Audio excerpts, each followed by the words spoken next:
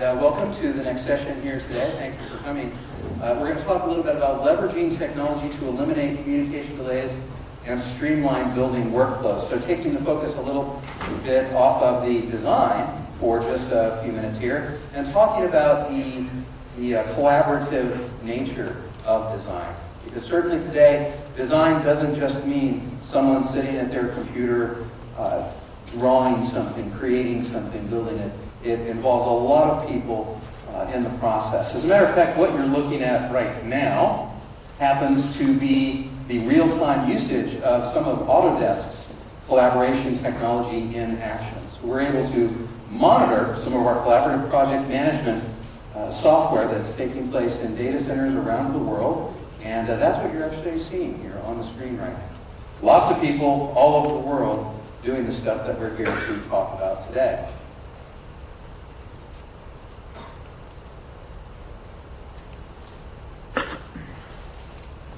My name is Jonathan Knowles. I'm a global collaboration strategist at Autodesk, and today we are going to do this session in the form of a panel.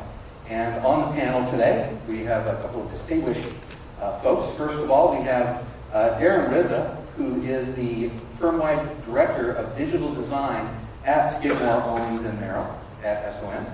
In that role, he provides us strategy and leadership to information technology, knowledge management, and digital design for SOM's global presence, and has significant experience in this notion of design being more than just the person doing the creation. Additionally, we have Amar Hanspal. Amar Hanspal is the Vice President of Autodesk Collaboration Solutions, the organization within Autodesk, the digital design leader, who is responsible for addressing the needs of the collaborative nature of design. So first of all, I'm going to start off by asking Darren to tell us a little bit about how SOM has been leveraging technology to design and construct some of the tall and irregular buildings that we're talking about. What is it about these particular types of structures that require a unique approach with regards to the design, collaboration, technology requirements? Thank you. I think in terms of looking at technology as Mike, a whole, you need the mic closer to you. I think bring it a little closer. okay, how's that? Okay. I think when looking at digital design technology today, from all of the applications and resources available, in putting together today's project teams, obviously looking at tall buildings around the world, we are talking about global teams. There is no longer things happening in one area of the world and such. And so in doing this, our technology information needs to be able to move around a lot and be exchanged and shared between all the various participants. And it's no longer about sort of the results of various studies and such that architects will do with designs, or the engineers will do with structure. It's the actual data itself that needs to be exchanged and shared. And because of this, we now need to have technologies that are far more integrated, interoperable, and we need platforms on which we are able to exchange this information pretty rapidly and pretty quickly.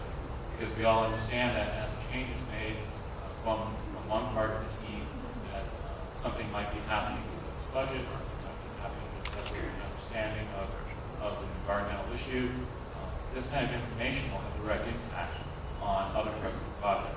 And so the technologies that we are looking at today and implementing are technologies that can quickly help us manipulate and understand the information of our tall buildings and of any building project that we're doing. Can you tell us a little bit about the Autodesk technologies that you happen to be using to address some of those challenges? Sure. Of course, we all live in a DWG world, so fundamental to everything we do is AutoCAD or desktop.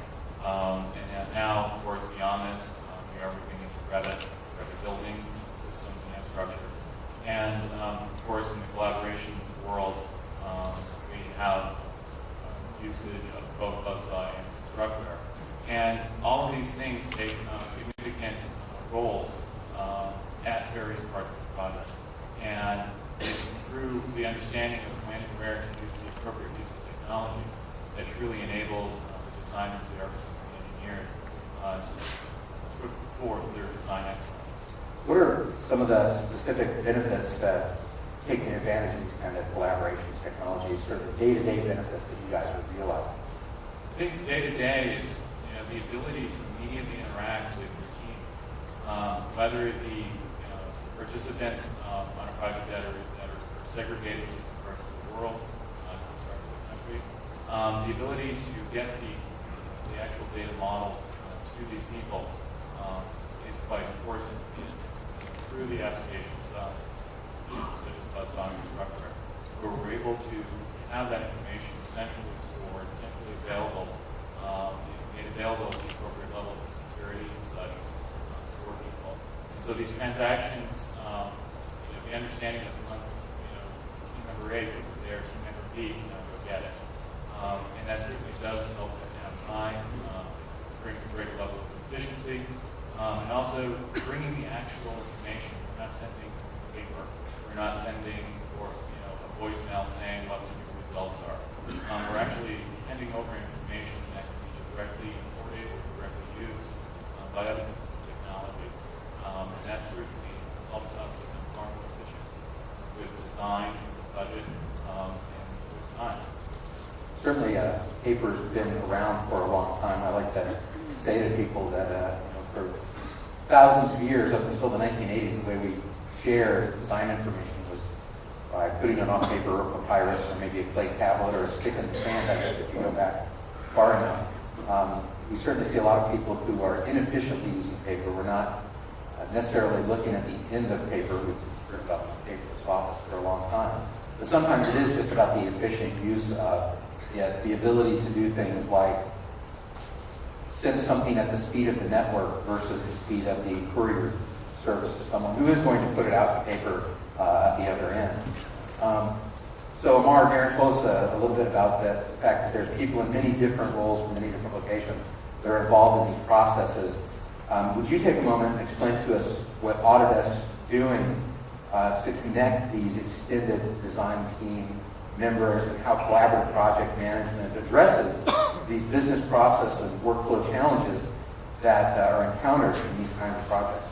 I'll do my best. First of all, I feel like I'm sharing the mic in my high school band here, so. Hopefully you can hear me in the back there. So I guess your question is, what kind of technology are we providing to sort of help the industry in this regard? I mean, I'm just going to back up a couple of steps. And when I was listening to the prior presenter speak, I certainly am no expert in tall buildings other than thinking elevators to the 108th floor of some of them. I mean, I was struck by the fact that all these projects inherently are very complex, and they involve coordination of many disciplines to solve a single problem. And I think the gentleman was referring to how plumbing turned out to be an issue, and that needed solving just as in a way almost as important as the structural design of that particular building. I was struck by that, the fact that you have to have a lot of cross-discipline coordination when you're making these design decisions. And then the other remark that really hit home with me is, most of these projects are actually not in the United States. So you have this double complexity of the fact that you have projects at a distance that involve a lot of coordination across a lot of disciplines. So clearly there has to be a sort of a way in which the environment of the project has to be sort of rethought. So you have to think of things in a way that does not involve couriers. Because here you're doing complex work and you're limited by the slowest, the slowest mile in the process, which happens to be you're not moving things digitally, you're moving things in an analog way. I was one little anecdote I'll tell you is that some of you may be familiar with Phil Bernstein, who works in our company and was a senior member of many of the firms that are involved in these designs today. He worked on the Petronas Towers, and he narrated to us that when he worked on the Petronas Towers, the way in which they communicated between Malaysia and Cesar Pelli's office in New York was they had rig 6 fax machines to simultaneously dial so that an e-sheet size,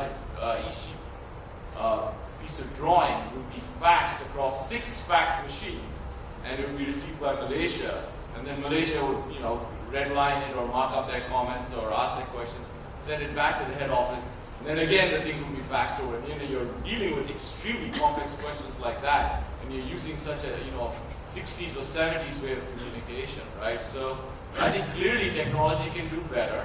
Technology can help bridge the distance, and technology can help coordinate some of these the communication between the various parties. And as Darren was saying, I mean, there are levels at which you can adopt this